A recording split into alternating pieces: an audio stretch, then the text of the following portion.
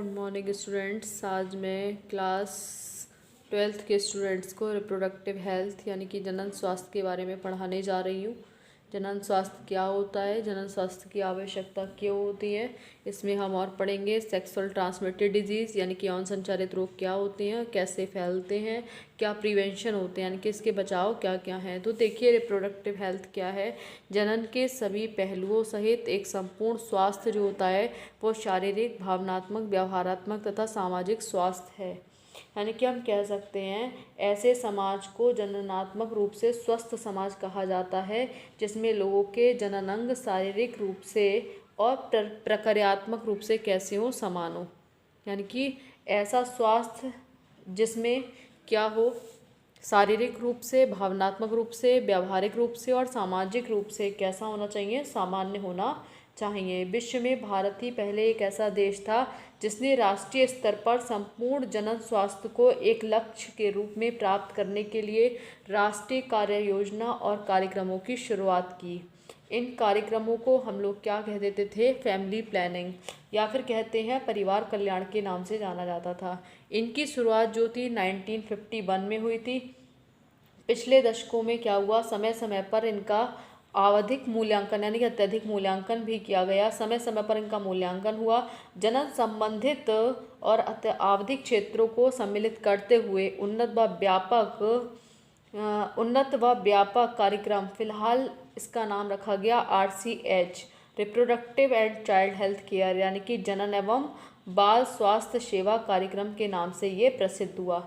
इन कार्यक्रमों के अंतर्गत जनन संबंधी जितने भी पहलू थे उनके बारे में जानना, लोगों को उनके बारे में क्या हुई, जागरूकता पैदा हुई और जननात्मक रूप से स्वस्थ समाज को तैयार करने के लिए अनेक सुविधाएं और प्रोत्साहन दिए गए हैं। इसे कहते हैं जनन स्वास्थ्य।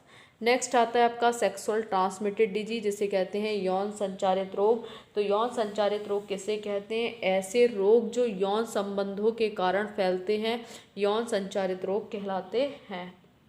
ओके अथवा इसे हम लोग रतिज रोग यानी कि वेनेरल डिजीज़ भी कहते हैं। फर्स्ट आता है आपका गोनोरिया, जिसे हम सुजाक कहते हैं।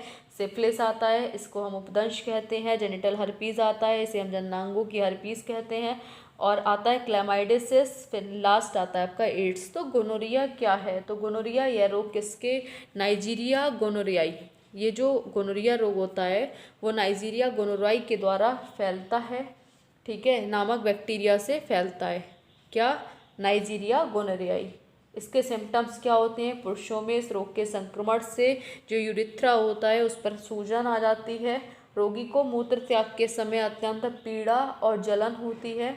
ओके, अगला आता है आपका सिफिलिस। सिफिलिस क्या होता है, यह रोग ट्रिपोनीमा किसके द्वारा फैलते हैं, हमें ये याद करने की आवश्यकता है। ट्रिपोनीमा पैलिडम के द्वारा फैलता है सिफिलिस रोग।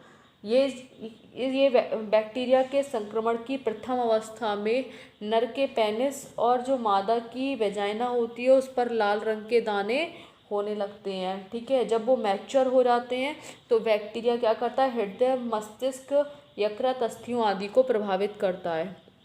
नेक्स्ट आता है आपका जेनिटल हर्पीज। जेनिटल हर्पीज क्या होती है, यह रोग जो होता है वो सिम्प्लेक्स वायरस के द्वारा फैलता है। इस रोग में पुरुष का जो पेनिस होता है उसमें अत्यधिक दर्द होता है और जो स्त्री की वेजाइना होती है उस पर छाले बनने लगते हैं और दर्द शुरू हो जाता है। अगला आता है आपका क्लैमाइडियसिस। क्लैमाइडियसिस जो होता है वो क्लैमाइडोमोनास ट्रेकोमेटिस के द्वारा फैलता है।